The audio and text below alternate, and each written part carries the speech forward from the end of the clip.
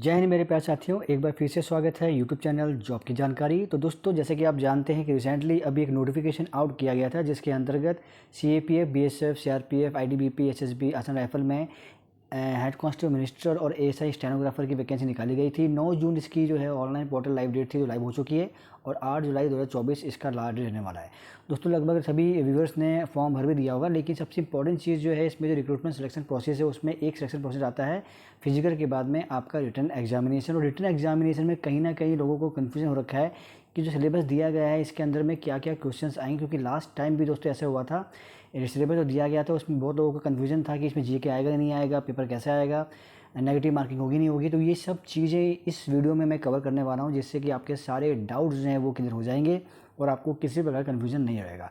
सबसे पहले दोस्तों बता देता हूँ आपको, ये जो रिटन एग्जामिनेशन होगा दोस्तों, ये आपका सेकंड फेज़ का टेस्ट होने वाला है। पहले फेज़ में आपका पीएचटी पीटी होगा, सेकंड फेज़ में आपका कंप्यूटर बेस्ड टेस्ट होने वाला है, जिसके अंदर में 100 ऑब्जेक्टिव टाइप क्वेश्चन होंगे। एक क्वेश्चन के 1 मार्क यानी कि 100 मार्क का पेपर होगा।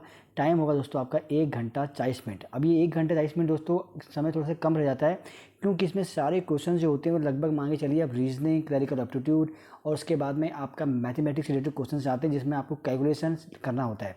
तो कहीं ना कहीं ये टाइम जो है टाइम कंज्यूमिंग वाला जो पेपर होता है, इसलिए ये 1 घंटा 40 मिनट भी जो है लगता है कि समय कम लगता है। अब हम बात करते हैं कि क्या क्या टॉपिक इसमें कवर कर रहे हैं। तो टॉपिक कवर करने में इंग्लिश हिंदी रहेगा, आपका जनरल इंटेलिजेंस रहेगा, न्यूमेरिकल एप्टीट्यूड, क्लरिकल एप्टीट्यूड और कंप्यूटर नॉलेज। तो आप देखेंगे यहाँ पे सभी को जो है 20 क्वेश्चन से 20 मार्क आपको जो है दिए जा रहे हैं, एक क्वेश्चन का 1 मार्क। मैं बताता हूँ दोस्तों कि लास्ट टाइम यहाँ पे नेगेटिव मार्किंग नहीं रखी गई थी, और यहाँ भी इस बार भी आप अगर नोटिफिकेशन रीड करेंगे तो नेगेटिव मार्किंग का कहीं भी कॉलम नहीं दिया गया। इसका मतलब अगर नोटिफिकेशन नहीं दिया गया तो नेगेटिव मार्किंग यहाँ पे नहीं रखी गई है। अब दोस्तों, इसका जो सिलेबस आने वाला है, जो पेपर आने वाला है, बताता हूँ आपको। यहाँ आप जब इसको स्क्रॉल डाउन करेंगे, यहाँ पे उन्होंने साफ दिखा रखा है कि 12th बेस का जो क्वेश्चन होंगे, the question in the CBT will be of intermediate level, +2 level के क्वेश्चन आंसर आपके यहाँ पे आने वाले हैं। तो आपको उस सिलेबस के हिसाब से ही चलना है। तो अब सिलेबस क्या रहेगा, क्वेश्चंस कैसे आ सकते हैं, एक बार हम उसमें गो थ्रू कर लेते हैं। तो ये दोस्तों, मैंने बताया कि 12th बेस के क्वेश्चंस आने वाले हैं। तो यहाँ पे अगर आप इसको नीचे स्क्रॉल डाउन करेंगे तो सबसे नीचे आपको यहाँ पे सिलेबस दिख जाएगा, जो कि 15.1.13 के अंदर में सिलेबस दिया गया है। सबसे पहले आपका क्या दोस्तों था, इंग्लिश और हिंदी का। इंग्लिश हिंदी के अंदर में आपको देखिए सिलेबस दे रखा है। यहाँ पे बताता हूँ मैं आपको, इंग्लिश का दिया है तो इसके ग्रामर्स आ जाएंगे, उसके बाद में सिनोनिम्स हैं, एंटोनिम्स हैं, स्पेलिंग डिटेक्टिंग्स हैं, indirect narration, shuffling of sentence part, ये सब चीज़ें आएंगी। ठीक है दोस्तों, हिंदी के ऊपर देते हैं अगर आप, तो हिंदी में हिंदी भाषा की सामान्य जानकारी है, विराम चिन्ह है, समास है, संधि विच्छेद, मुहावरे, लोकोक्तियाँ, ये सब चीज़ें आपकी इसमें आने वाली है। ये सब चीज़ें दोस्तों नॉर्मल चीज़ें हैं, इसको ज़रा मैं एक्सप्लेन नहीं करूँगा, क्योंकि आप जानते हैं, आप रेगुलर एग्जाम दे रहे हैं, आप इसके बारे में जानते हैं कि हिंदी और इंग्लिश में पेपर में क्या आता है। अब आता है दोस्तों जनरल इंटेलिजेंस, और यहीं पे आकर के लोग कंफ्यूज हो जाते हैं कि जनरल इंटेलिजेंस को ये लोग समझते हैं कि ये जीके का जो पार्ट है वो जीके के बारे में पढ़ लेते हैं, लेकिन दोस्तों ऐसा नहीं है। यहाँ पे जीके क्वेश्चन ना आते हुए आपके यहाँ पे आएंगे रीजनिंग के क्वेश्चन, जिसके अंदर में सिमेट्रिक क्वेश्चन, एनालॉजिस, उसके बाद में आपका सिमेट्रिक क्लासिफिकेशन, वेन डायग्राम आएगा, आपका ड्राइंग इंटरफेरेंस है, फिगर पैटर्न्स है, आपके इमोशनल इंटेलिजेंस है। मतलब इसमें जितने भी आपको ये टॉपिक दिए गए हैं, आप इस टॉपिक को अगर रीड करेंगे दोस्तों, तो इस बॉक्स के अंदर में जो भी टॉपिक दिए गए हैं, यहाँ देखेंगे इसके अंदर में जीके का कोई भी जनरल नॉलेज का कुछ भी चीज़ें नहीं दिखाई गई है। तो आपका जनरल नॉलेज ना आते हुए आपका आएगा, आपका रीजनिंग आपको प्रिपरेशन करनी होगी। नीचे स्क्रॉल डाउन करेंगे तो आपका आता है न्यूमेरिकल एप्टीट्यूड। तो न्यूमेरिकल एप्टीट्यूड में साफ दिख रहा है कि मैथमेटिक्स रिलेटेड क्वेश्चन आएंगे, जहाँ पे आपका number system, fundamental arithmetical operation, algebra, geometry, mensuration, statistical chart, miscellaneous और ट्रिग्नोमेट्री के क्वेश्चन यहाँ पे आने वाले हैं। तो ये तो बिल्कुल क्लियर कट हो गया है। और क्लरिकल एप्टीट्यूड में दोस्तों क्या होता है, यही सबसे इंपॉर्टेंट चीज़ है जिसको मैं बताना चाहता हूँ कि क्लरिकल एप्टीट्यूड में क्या आने वाला होगा। तो दोस्तों पहले बताता हूँ मैं कि जो प्रीवियस बार जो पेपर हुआ था उसमें जो क्लरिकल एप्टीट्यूड हुआ था पेपर दोस्तों, उसके अंदर में आपके 6 क्वेश्चन तो सीधे इंग्लिश के आ गए थे, यानी इंग्लिश की ग्रामर के क्वेश्चन भी इसमें पूछ लिए गए थे। तो अब मांगे चलिए कि इंग्लिश का सिलेबस अगर आप कवर कर रहे हैं तो उसके क्वेश्चन भी यहाँ पे आ सकते हैं। उसके बाद में मैं जो आपको टॉपिक बताने वाला हूँ उस टॉपिक को देखिएगा, थोड़ा आपको लगेगा कि ये तो आप रीजनिंग के बता रहे हैं, लेकिन नहीं दोस्तों, इसमें रीजनिंग के भी टॉपिक कवर किए थे। कैसे, जैसे classifications, logical Venn diagram series, statement and conclusion, symbol and notation series, alphabet test. और उसके बाद में यहाँ जो इनको आप दिखाया गया क्लरिकल एप्टीट्यूड के अंदर में alphabetical filing, attention to detail, data checking, comparison ability, spelling checking, error spotting, miscellaneous issues related to aptitude of clerk. तो ये जो मैंने टॉपिक बताए हैं दोस्तों, ये टॉपिक इसमें लास्ट टाइम पूछे गए थे और यही टॉपिक दोबारा रिपीट होंगे, इसीलिए आपको उस हिसाब से चलना होगा। और आप अगर रीजनिंग की प्रैक्टिस कर रहे हैं तो कई हद तक मानिए कि 90% आपका क्लरिकल एप्टीट्यूड भी कवर अप होते जा रहा है। तो आपने उस हिसाब से प्रिपरेशन करनी है और रीजनिंग को बहुत स्ट्रॉन्ग बनाना है, क्योंकि रीजनिंग के जो टिपिकल क्वेश्चन होंगे वही करिकुलर एप्टीट्यूड में डाल करके आपसे क्वेश्चन जो है पूछे जाएंगे और इस हिसाब से आपको प्रिपरेशन करनी होगी। उसके बाद दोस्तों आपका लास्ट पेपर रहेगा, आपका होगा वो कंप्यूटर नॉलेज का।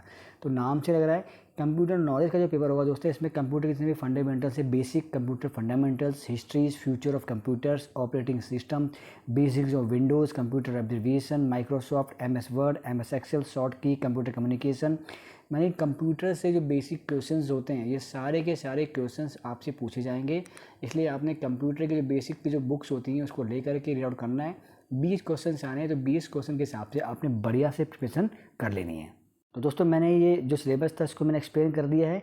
सबसे मेन जो फोकस था मेरे वीडियो बनाने का कि यहाँ पे कन्फ्यूजन हो जाता है कि जनरल नॉलेज के क्वेश्चन आते कि नहीं आते हैं, इसलिए आपका जो क्लरिकल एप्टीट्यूड वाला पार्ट है यहाँ पे लास्ट टाइम में बहुत से कमेंट आए थे कि कैसे क्लरिकल एप्टीट्यूड में क्या पूछा जाएगा।